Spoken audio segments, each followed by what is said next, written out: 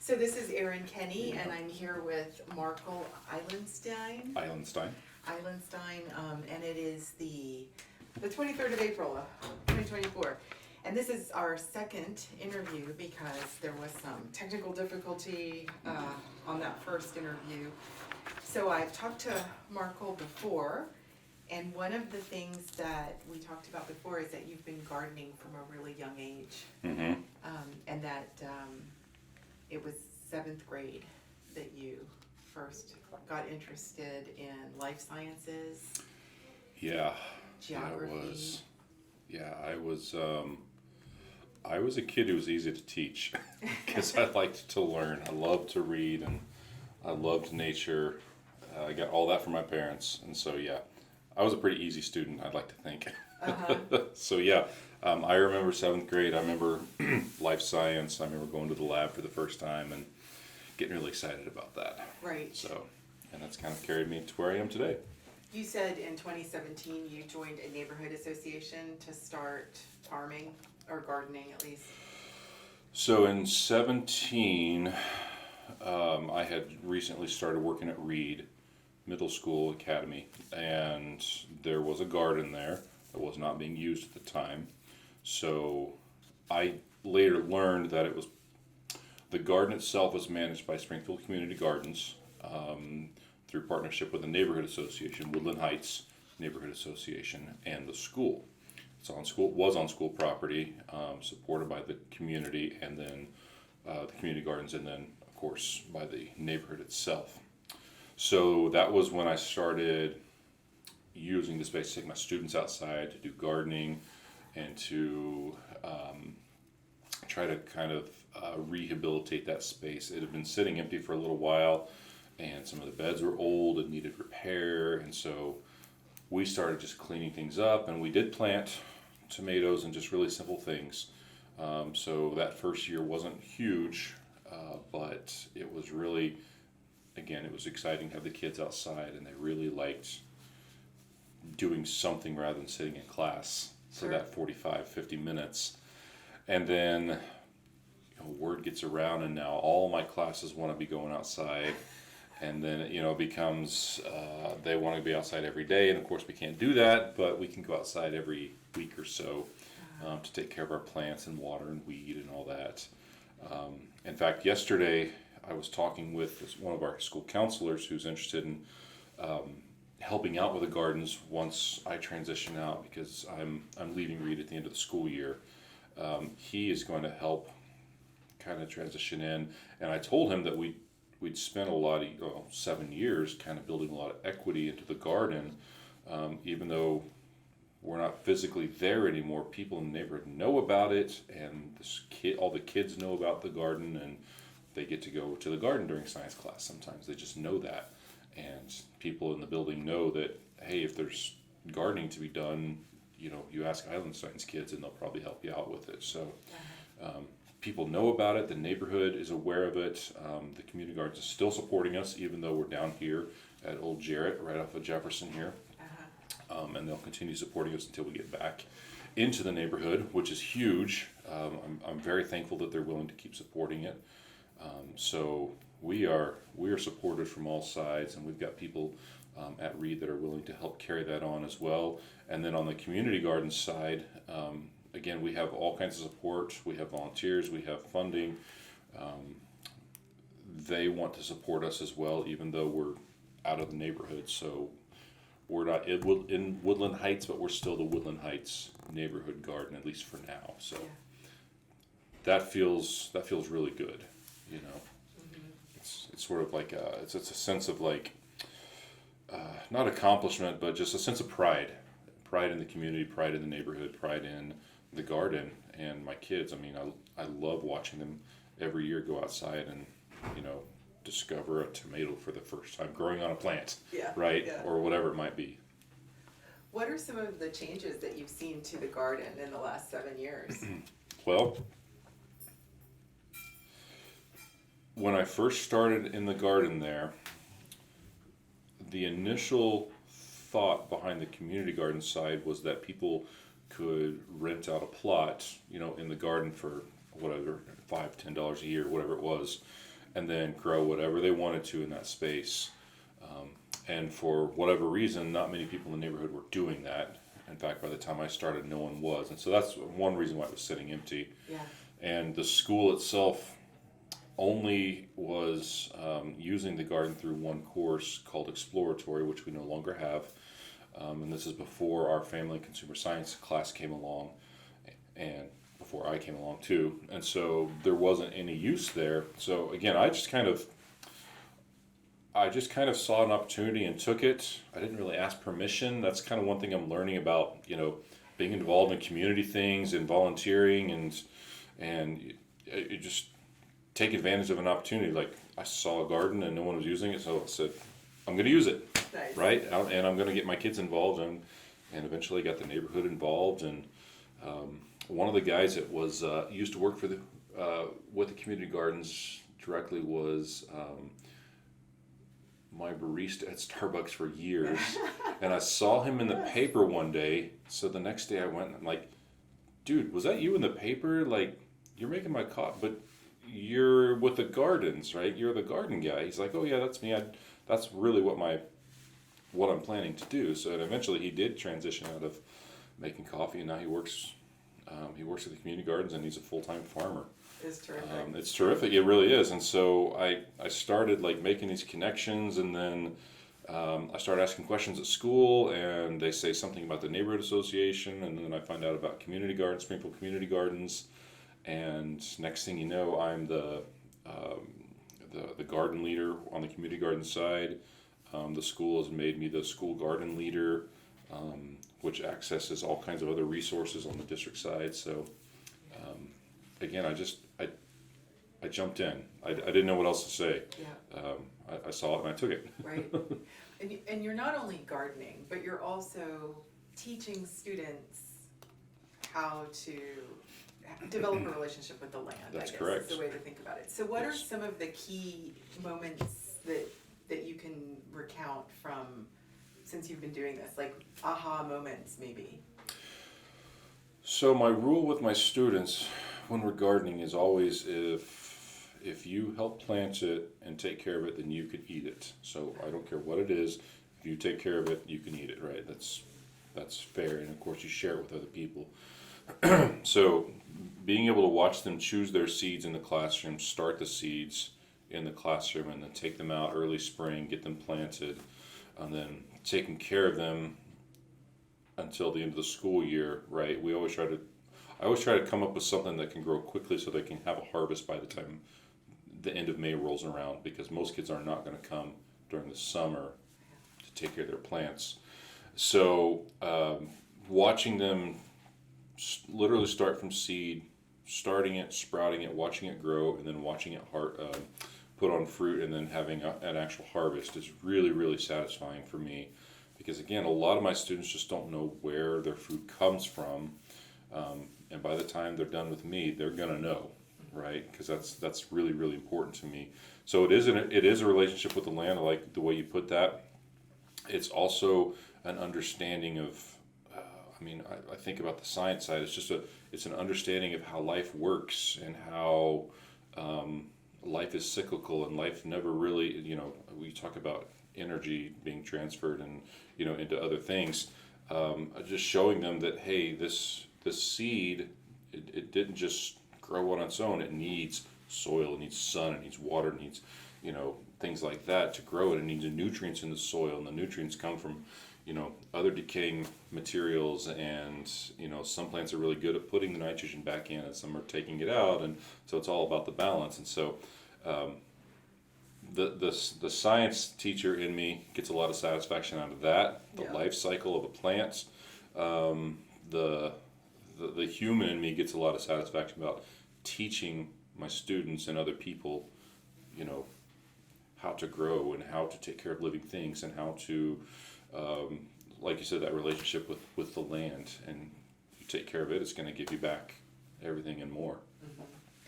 Can you remember, like maybe your first experience doing something like that? Is there anything from that experience that you want to share, or are there times that you see your own experiences reflected in the experiences of your students? Well, I remember the first time, this was probably 5 years ago, maybe 6. I remember a student planted some okra, and they said they wanted okra because they like fried okra. I'm like, great. You're not going to get it off the vine, you're going to have to grow it. And so they did. They planted it, and I did not expect it to do well because I was not really interested in growing okra. But I let them have a corner of one of the, it was like a little 4x4 raised bed over there in the corner. So I let them grow their okra, and sure enough, 2 plants survived, and man, those things took off. We couldn't pick the stuff fast enough. It was getting so big. Apparently we picked a perfect spot. It's hot and sunny. That's what you need for okra. Super hot and super sunny. And so I don't think they understood at the time, okra being a seed pod, and it's how do you say this?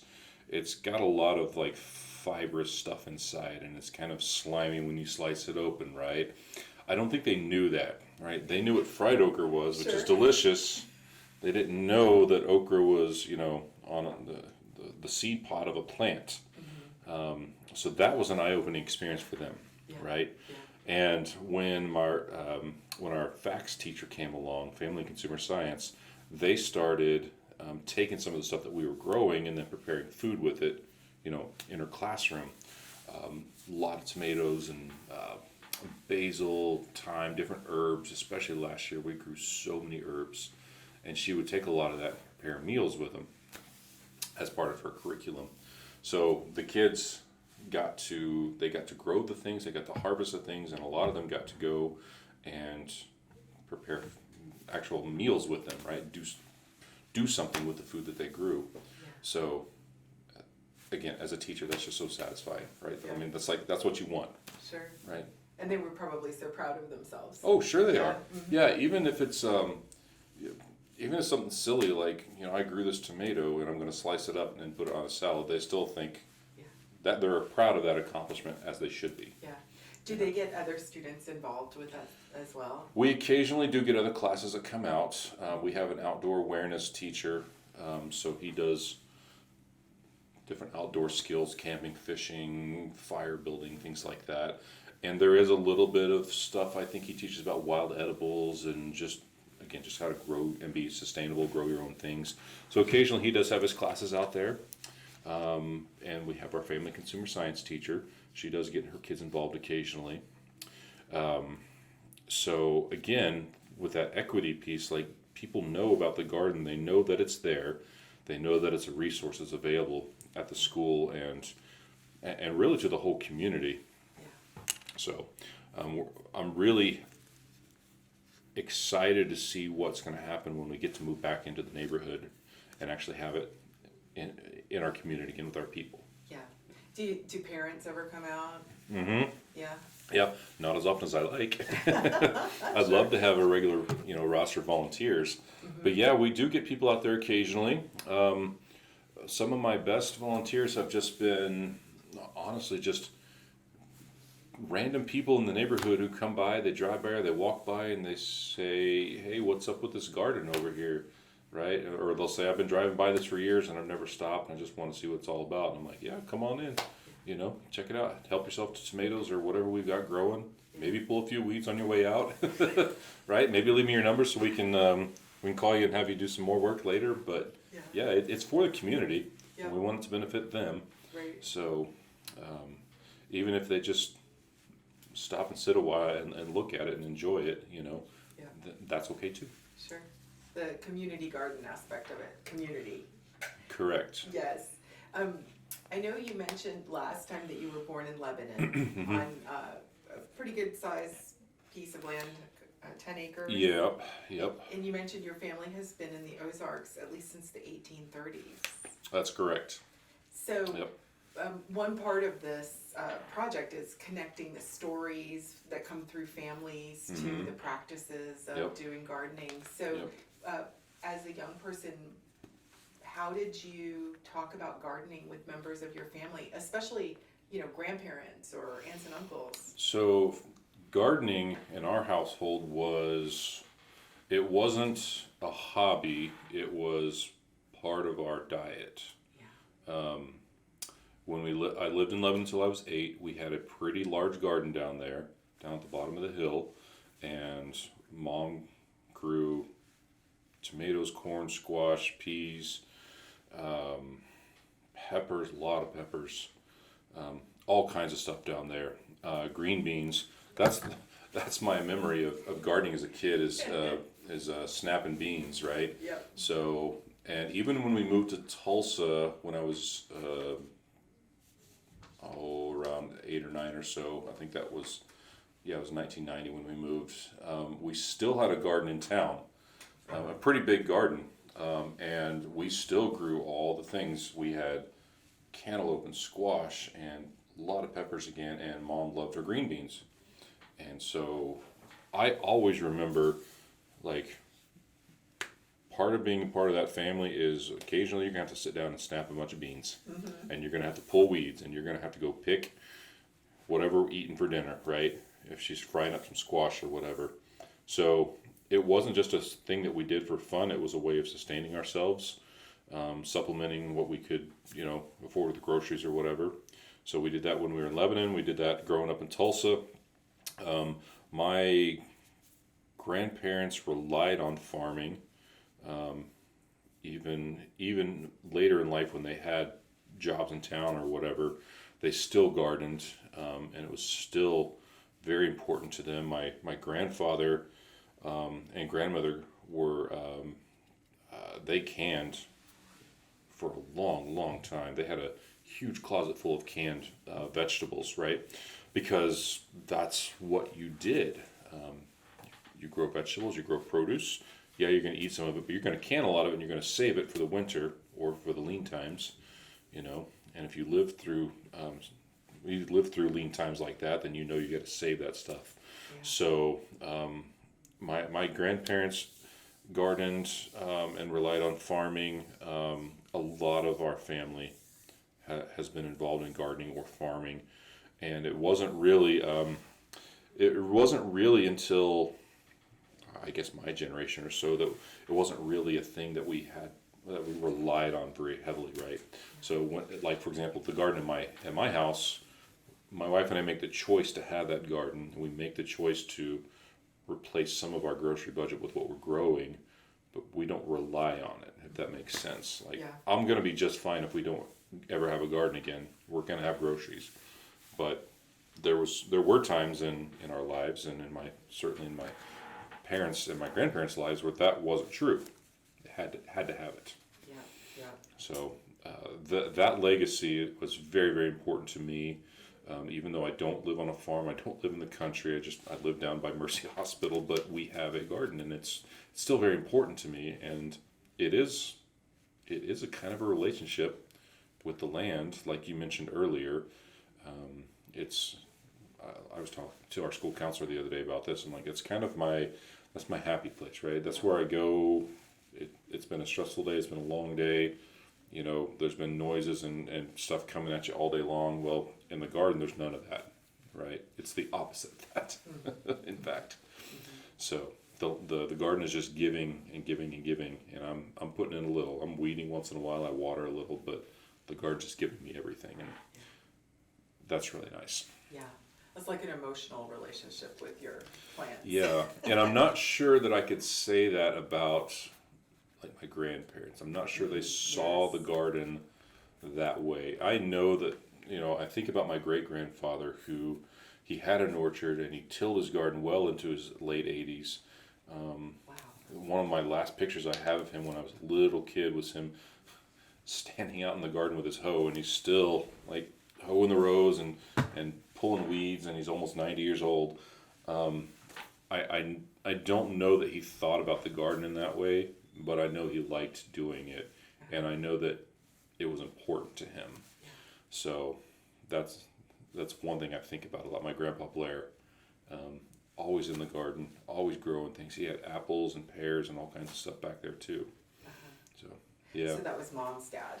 That was my mother's grandfather. Okay. And my mother's father, they did farm up in Conway for years. They had a really large garden as well, and they were the ones that I remember all the canned vegetables and stuff down in their basement and their pantry. Yeah. And my great grandparents certainly lived off the land for a very long time. Even when they had jobs in town, they still needed that supplement.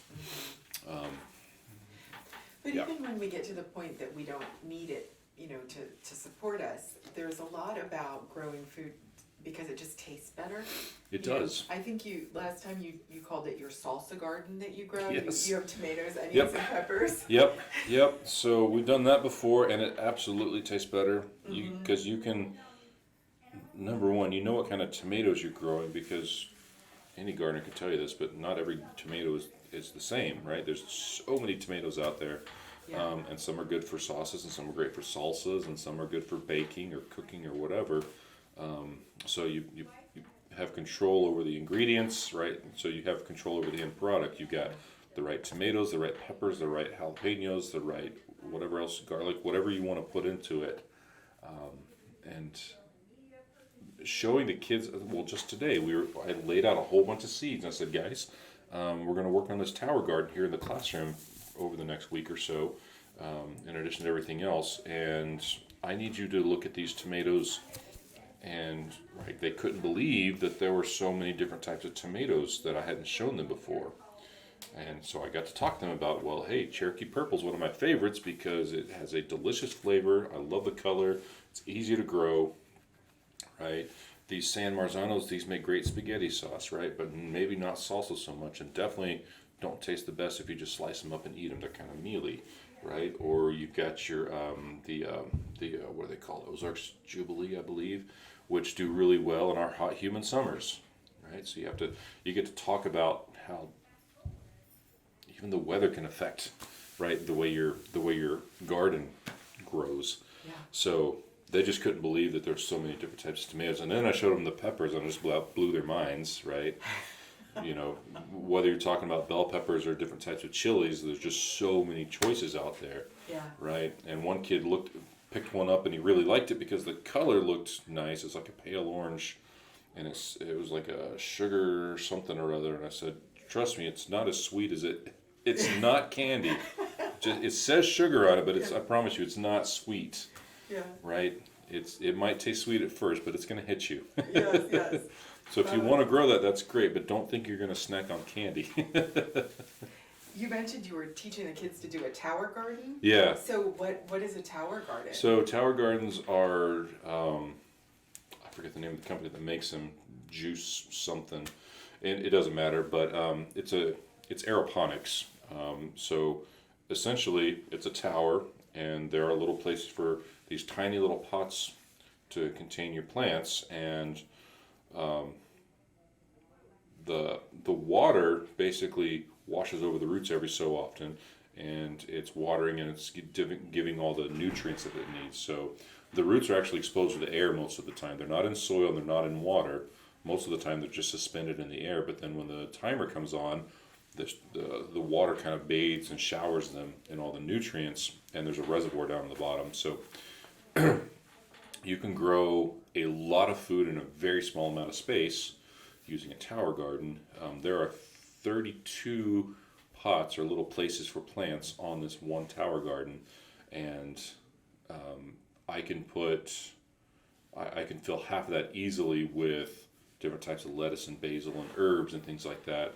They will also germinate in about half the time compared to planting them in soil because they're just getting the nutrients out much more efficiently, right? And so if I planted, so we had to rebuild the thing. It had been sitting for a while, it needed to be cleaned up and whatever. So if we can get it started tomorrow and sow some seeds, we will have lettuce germinated and sprouting by Monday at the very latest. Wow, very cool. And then in a couple of weeks, the first lettuce would be ready to harvest, or the first basil, or the first thyme or mint, or whatever you want to grow in there. Yeah. I've done tomatoes in the past. I've done a lot of lettuce. I used to grow enough lettuce that I could distribute it to the teachers once every couple of weeks for those who wanted it. I could usually do 10 to 12 gallon sized bags full of lettuce every 2 weeks out of one tower garden, and that was just plain old I think it's black seeded Simpson lettuce, nothing fancy, and it would just grow and grow and grow and grow. And as long as you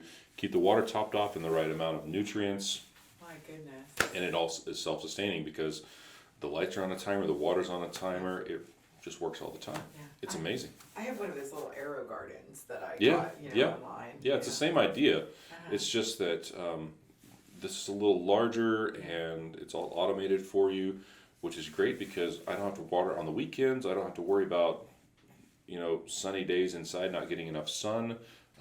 The light is on for a 10 or 12 hour cycle, and it gets everything it needs. So I'm excited. I told the kids, hey, as soon as we get this thing put back together, we're planting. So be ready. I said, that's why I had it all out today. I said, you need to make your picks because we're planting. So I wanted that done so that they would definitely have a harvest by the end of the school year, no matter what we plant. Yeah, and you just have a few more weeks of the semester, right? May 23 is the last day of school. Okay. It's a Thursday, so we're just over 4 weeks away. Yep. Wow. Yep. It creeps up. It really does. Yeah. And with me leaving Reed at the end of the year, of the school year, I want to make sure that they've got something inside that they can look forward to, and definitely have the garden going, and be ready to hand that off to somebody else once the end of May rolls around. And the tower garden can literally be wheeled into another classroom and plugged in, and it's done. Yeah. Right. Any teacher can take that over, and any kid can help with that. So it's so simple. I'm not sure any teacher, Markle. I Well, think you probably in bring theory, a anybody special could take that energy over, to it. right? Yeah, I think, yeah. Last time we were talking, and the last question I asked you was what advice you might have for somebody else who's starting out. Yeah.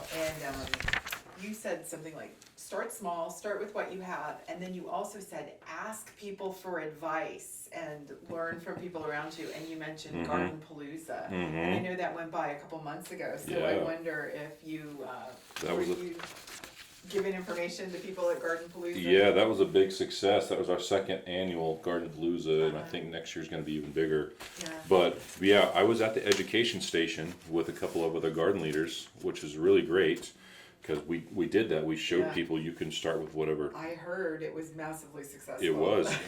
We were teaching people how to, we called it hillbilly hydroponics or something like that. Is that what I said? That's what you said, Yeah, like a 5-gallon bucket, like from it was like a 5-gallon pickle bucket that they were repurposing for hydroponics, and we had all kinds of plants growing out of it. We showed people how to start seeds in a toilet paper tube, or in you can start seeds in a milk jug, right? And you cut it off, put your stuff in the bottom, use the top for cover. You do what you can with what you've got, and once you get more experience and you get more confidence, then you can move on to bigger and better things, whether that's a window planter or you could do there's all kinds of stuff you can grow in a 5-gallon bucket. Yeah. We used to have an upside down tomato planter hanging on the front porch. The plant literally grew upside down, and the tomatoes were just put on like crazy. You can do that with strawberries. They do great in planters. So you do what you can, and you work with the space that you've got, whether it's a window ledge or a garden or the corner of your desk. I mean, you can grow anything. And that's my advice to everyone. You don't have to be outside gardening to be a gardener. And to take care of something that's alive and that's not you, right? It requires a lot of empathy. So even if it is a little mint plant, basil plant, whatever, sitting on your desk, you got to put a little thought into that living thing over there. You got to figure out, what does it need to keep it alive, and what is it going to give me back? Can I eat it? Can I use it? Is it going to give me a flower or whatever? So you kind of have to have a little empathy for living things, right? Yes. Even if it is a silly little plant. Yeah. And along with that, what I said earlier, as far as advice for people, if you see an opportunity, take it, right? You can ask questions later. If you see an opportunity, I didn't ask anybody first, hey, can I have the garden? Can I use the garden? Is anybody going to be mad if I start gardening? Yeah. I just did it, right? And then other people realize, oh yeah, yeah, there's a garden out there. We should be using it. Yeah. And I said, yeah, we should. So let's use it. Yeah. I think sometimes for people, the hardest part is that first step. Yeah. You know, the confidence or just getting over the, you know, fear of the unknown or something, or fear that you'll make a mistake. Yeah, or that you'll make somebody mad, or you'll mess something up, or you'll break things. But like a lot of stuff that I'm learning with living here in Springfield, like if you want to get involved in something, you just need to go. Yeah. Go get involved. Yeah. And someone is going to be there to help you. There are people out there. It's not always so obvious, you know. So when I started with the garden, there wasn't a sign that said, hey, do you want to be the next gardener?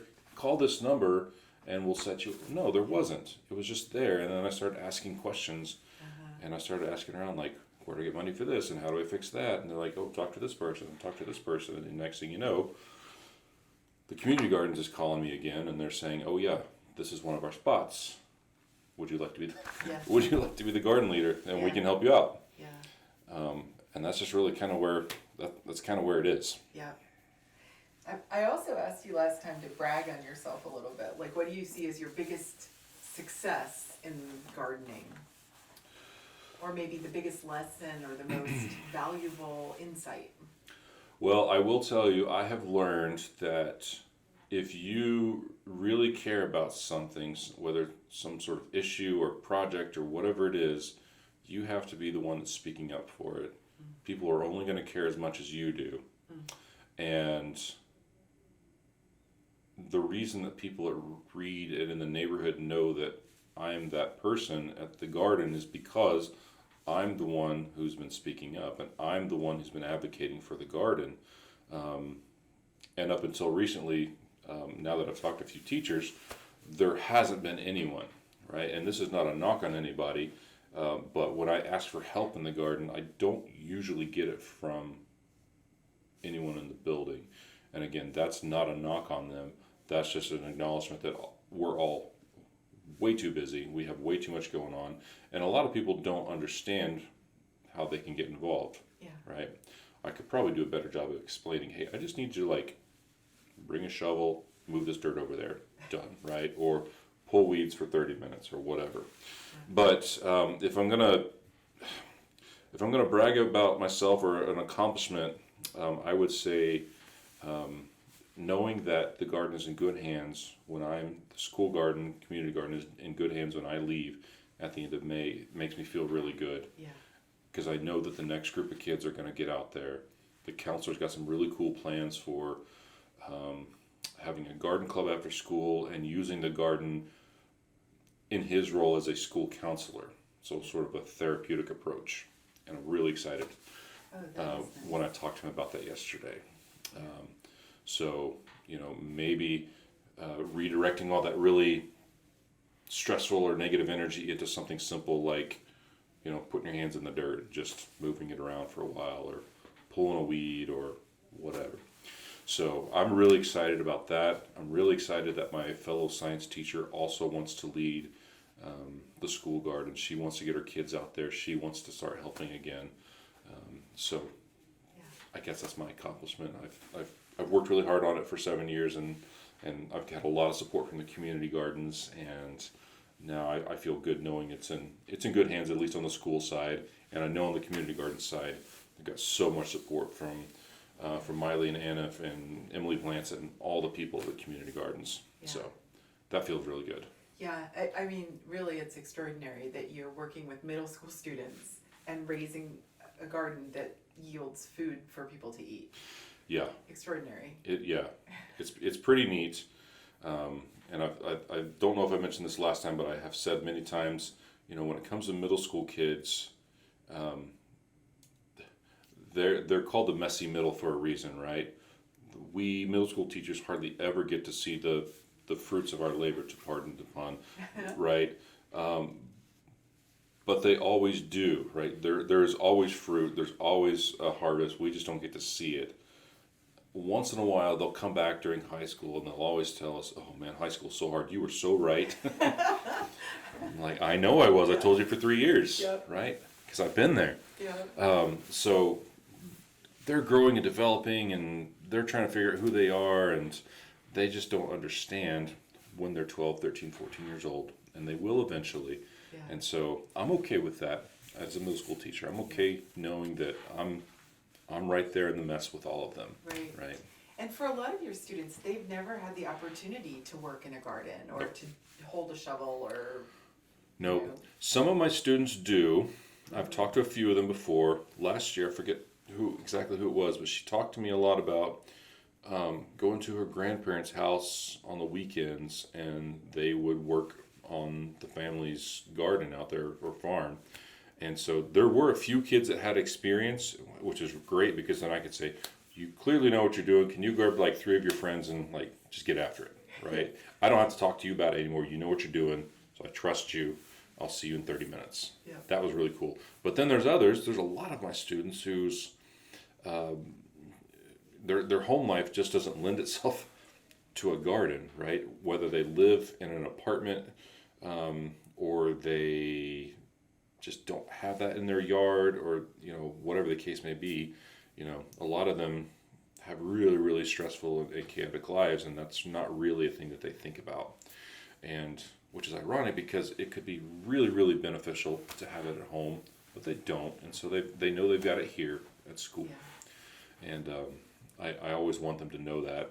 One of the things I mentioned again to the counselor yesterday is I want the garden to be another place that kids can go, sort of a destination, right? A place where they can land, so that they know, hey, on Fridays we're going to the garden, and there's going to be a great, comfortable place for them to sit and to work, or just be, Yeah. right? Without a lot of expectations, with a lot of people yelling at them, telling them what to do, stress and noise and stuff like that. That can all wait. That's all inside, right? That can wait for a little while. Mm-hmm. Right now, I just want you out here. If you want to help, great. If you don't, just sit under the tree and relax, right? Join us when you're ready. I wonder if you compare the kids that you were teaching in 2017 when you started to these 2024 post-pandemic kids who have grown up in like kind of the houseplant revolution is maybe what I call it.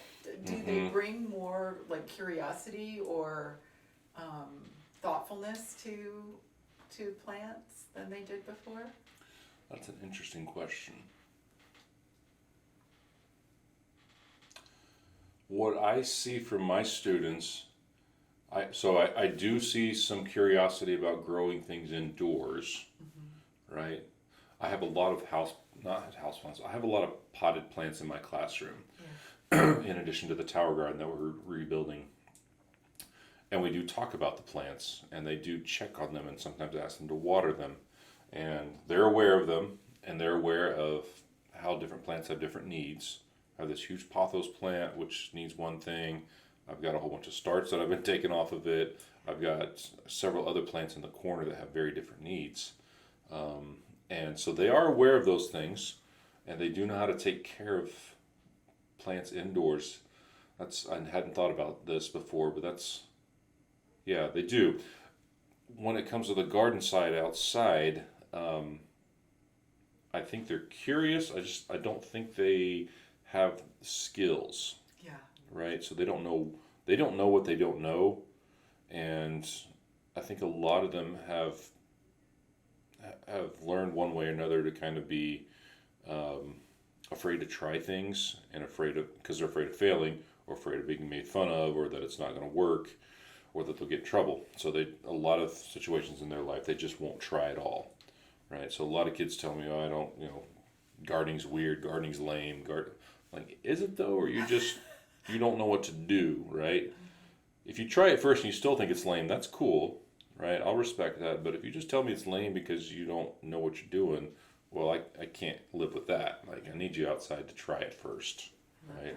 Yeah. Don't be afraid to get your hands dirty. It won't kill you, I promise. I think it's just ignorance and just learning new things, and that's not middle school. That's true of life. No, that's all of we us. train children, don't get dirty and Yeah. be afraid of insects and. There is a lot of that, and I will tell you one thing that's been really interesting to me recently, because we just finished our genetics unit and we're moving into our human body unit. A lot of students are afraid of. They're afraid. They call them chemicals, like putting chemicals in my body. And I'm like, where is this coming from? Because I've taught them that chemicals are fundamental elements of life. Hydrogen, oxygen, carbon, like these are all elements there. You have to have them, right? And a lot of students are afraid of, they tell me that they're afraid of they're putting in their bodies or what they're touching or whatever. So I think I always tell them I want less ignorance and more knowledge, right? It's always better to be more knowledgeable and less ignorant by the time you walk out of my classroom than you were like at this moment. So whether it's that or whether it's the garden or whether it's the human body, I want them to be less ignorant and I want them to be more knowledgeable. It's one thing to have an opinion about something if you've read up on it and done your own research and you're educated. It's another to say, well, I don't like that because something about chemicals in my body. Well, what does that mean? I don't know, it's just bad for me. Well, are chemicals actually bad for you or are they fundamental to life, right? Because all life is chemistry. All life is chemistry. So we had some really interesting discussions in the last couple weeks about that. We talked a lot about GMOs recently, speaking of gardening, and I asked them to draw in their mind a representation of GMOs. And there's this one hanging outside my door right now, and I let her hang it because she did what I asked. She's got this apple with arms and legs, but the arms and legs are in chains, like it's tied up. And the message is very clear, right? GMOs, not to be trusted, they're bad for you, they're going to harm you. But she couldn't really tell me why. Even after we'd done the research, she couldn't tell me why she thought that. She just felt very strongly about it. I thought, boy, I got some work to do. And just for the tape, GMO, you mean a genetically modified organism, yes. Obviously GMOs take different forms and GMO is used in different ways, but there were some really eye-opening discussions I had recently with them when I started to show them almost everything that they are already eating is GMO. If it comes from the store, if it's in a box or a bag or a package and it's processed, it's probably GMO, including the school breakfast. I showed them like on the label and it says right there, guys, contains bioengineered ingredients. Wow. Right? And they're like, what? You mean chemicals in my body? No, not chemicals. Not like that. Not like that. That's fascinating. So all the more reason to promote, organic gardening. Yes, to show them where the stuff comes from. Yeah. So it just reminded me, yep, we're doing the right thing here. Getting them outside, getting them in the garden, so they see where their food is coming from. Yeah, and then in terms of like your seeds and your soils, do you have like a place that you like to get those from? So almost all the seeds that I use are donated through the school garden program. So our contact, his name is Kendall Slaughter. He works over at the Ag Academy, over at the DAR. What's it called? It's right off the Kansas Expressway over there. It's the research center. Yeah, the research center. Yeah, so that round building right there by the road is Ag Academy. That's SPS. It's on university property, and I think most of that stuff, or at least the supplies, are funded by the Dar family. So we get almost anything we want, and it's almost always through Baker Creek is who supplies us. So what he does every year is he basically goes shopping over there at Baker Creek, and he can take just about anything he wants as far as seeds. I walked into his seed storage closet one day, and it was like I'd gone to heaven. Like this big long closet full of every kind of plant you can imagine. In seed form. I asked him for like a couple of sleeves or packages of radishes for a science experiment we're doing, and he gave me an entire sleeve. Right, like I could plant radishes every day for the next 10 years. Wow. Right, and have more than enough. So it's an amazing resource. It's a huge benefit to our schools to have that. The community gardens also will supply almost anything I want. I get a lot of stuff from. I like to support local, and Schafitzel's has been big supporters at Reed, of course, on the north side for a long time. Yeah. Most of them went to Reed. Most of the Schafitzel's did, and most of them went to Hillcrest, so they're north side through and through. So I like to support them. They're about 1.5 miles from the school, maybe 2 miles. So I like to buy starts from them. If I don't want to start from seed, I'll go buy starts from him. Occasionally I get supplies from them as well, but it's usually starts, and I know they're good because I trust them. I see the results. They're good quality plants. They produce the way they're supposed to, so that makes me very happy. So yeah. I love to hear that you have that kind of support here in the community. Mm-hmm. And those Baker Creek seeds, those aren't with like the Terminator gene or any of that stuff. No, they're not. So those are advertised as non-GMO and what's the word? Heirloom. A lot of heirloom varieties. So they're not genetically modified. They don't have that Terminator gene. And a lot of what I like about Baker Creek is I can get some really not just obscure stuff, but like some very old varieties of things that you wouldn't normally get. If you go to Walmart to buy random seeds, you're going to get a very limited selection of tomatoes or onions or peppers or whatever. But at Baker Creek, I can find 20 different varieties of tomatoes. Yeah. Within seconds, which is how I came to like certain kinds. Right. Last year I grew blue cream something or other, and they had this almost bluish tint to them, and they're like a large cherry tomato, and they're super sweet, and they're super juicy, and they're absolutely amazing. And I'd never grown them before, but I had some from Baker Creek, and I grew them, and they were prolific. I mean, I couldn't keep up with them. There's so many of them. So that's what I like about Baker Creek in particular. I get the variety. I can try all kinds of things. I showed my kids the other day this walking stick kale, which gets up to 20 feet tall. Whoa. Right? A single stalk of kale with its leaves, 20 feet tall. There's a guy on a ladder in the picture of the plant trying to get to the top of it. I said, guys, we're probably not going to plant these inside. This is not in the plans for the tower garden, right? But, we could plant this maybe along the side of the building or something, right? If you had a way to get to it, because it's going to get 10, 20 feet tall. So, yeah, we use Baker Creek. I like the relationship that I have with Schfitzels. And again, that equity part, they know about our garden at Reed, and they want to support it, and so they take good care of us over there. Yeah, that's terrific. Yeah. I love Schfitzels. That's where I get all my geraniums. Yes.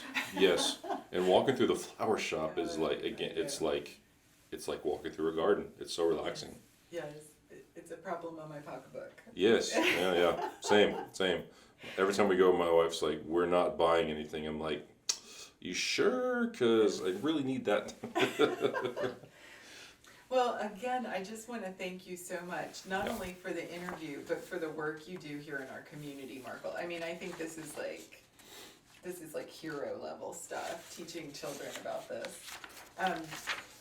I don't know what our audience is. I believe that this is going to be uploaded to the internet. Okay. Is there anything that I didn't ask you about that you feel like people should know about Ozarks gardening, and even more specifically, the pedagogy of gardening? So one thing I think I mentioned in the email a couple weeks ago was about just community gardens itself, like as a system. Yeah. I'm very thankful for the work that the community gardens does. And when we first moved here, of course, I didn't know that they existed because I wasn't teaching quite yet at the time, much less in front of a school garden. But the more I work with them, the more I see the benefit that they have in the community. Whether it's providing food for people, and of course, a lot of the food, especially from our larger, like our market garden and the Midtown garden, a lot of that makes its way into these different supply chains for food relief. Whether it's the Ozarks Food Harvest or Victory Mission or the Fairbanks or whatever, a lot of this food ends up on the table of people who really need it, right? So there is the education part from my side, which is really amazing, but watching what these guys do on a much bigger scale is pretty neat to watch. Sometimes when I hear about when I look at some of the numbers of in terms of poundage of stuff people are producing, it's kind of intimidating because we don't really do that at the school garden. Like, we're not that prolific, and we don't have the time or the resources for that. But it's still really inspiring because I get to see the good it's doing, including to some of our own families, right? That we serve at Reed and other schools in the district. So the community gardens as a system, it's well funded, it's well supported. I really want to see things like Garden Palooza become even more of a success than they are. Really get the name out. Really get Springfield Community Gardens out in front of people. I love the Annabelle farm that they've done down there at Cox. Yes. My wife and I are supporters of the CSA there. Because I know what they're growing, it's amazing. Because I can go look at it anytime I want to, right? I want to see my tomatoes growing on the vine. Well, there they are, right? Those will be mine in a couple weeks, right, or whatever it is. So, I like that they partner with so many different people in the community, not just on the CSA box, but in other ways as well. A lot of it gets donated. A lot of people don't even know how much work that they do to donate food to people. In fact, I think the food from the CSA boxes that does not get picked up gets donated to, I wanted to say MSU. Is there a program here on campus? Yeah, there's a community garden here on campus, and Yes. there's also something called the Bear's Pantry. I think that's it. Yeah. It might be the Bear Pantry. Because we have a lot of food insecure students. Yep. And it's shameful that our nation has this situation. Yeah, I agree. I could be wrong. Correct me if I'm wrong, but I think it goes to the Bear's Pantry. It definitely goes somewhere. So even the stuff that's paid for and accounted for that doesn't get used, it's still getting diverted back into the stream, which I think is amazing. Yeah. There's very little wasted food that's grown by the community gardens. So I want to see more community gardens. I want to see more support. I want to see it in my own neighborhood. We have one fairly close to the house. I'd love to have one actually in our neighborhood, the Seminole Holland neighborhood. I just want to see it keep growing because there's a need on so many levels, whether it's food insecurity, whether it's education, whether it's community involvement, just having people come together, right, to be humans in a garden together, like doing something together, because there's a lot of power in that. Yeah. So that's what I wanted to say about that. I'm so glad you did. That was well said and, Yeah. and so important, especially for all of this work. It's not just the gardens, it's also the community. So the community gardens. Yes, and I wish that people could see how much work that sort of our executive level people actually have to do, right? I'm thinking about mine, I'm thinking about Anna, I'm thinking about Emily Blancett, people like that, the people that run the CSA, like, it's a lot of work. Yeah. And it's a lot of late nights, a lot of early mornings, it's a lot of, well, if you don't have a volunteer and you've got to get the work done, well, it's on you, right? It's a lot of hot, sweaty summer days, it's a lot of cold nights, it's a lot of winter work even, prepping beds and stuff like that people just don't see. Yeah. And I wish they could, Yeah. you know, so Well, hopefully this will help. Well, if you're listening, you can reach out to the Springfield Community Gardens and get involved. It's a really incredible group. Marcal, thank you again so much.